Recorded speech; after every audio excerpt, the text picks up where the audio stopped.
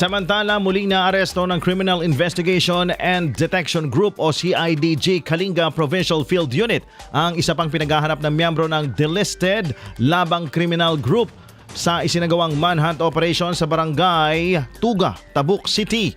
Ang suspect na kinilalang si alias Den, 41 anyos at residente ng nasabing lugar, ito ay dinakip sa bisa ng 2 warrant of arrest para sa kasong murder na inilabas ng korte laban sa kanya.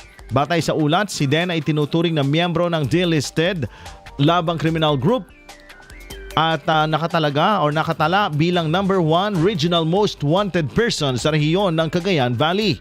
Ayon sa mga otoridad, ang nasabing grupo ay sangkot umano sa iba't ibang kriminal na gawain tulad ng gun for hire, robbery at hold-up, akyat bahay, extortion, carnapping at cattle rustling sa ika-3 distrito ng Cagayan Valley at mga karatig probinsya ng Kalinga at Isabela. Ayon din sa record, pinaniniwala ang kasama ang naarestong sospek at 4 na iba pa sa pamamaril kay Councilor Alfredo T. Alvarez ng Bayan ng Rizal kapalit umano ng salaping gantimpala noong taong 2018.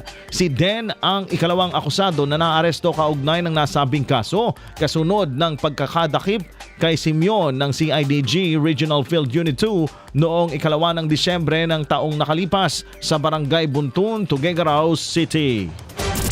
IFM News.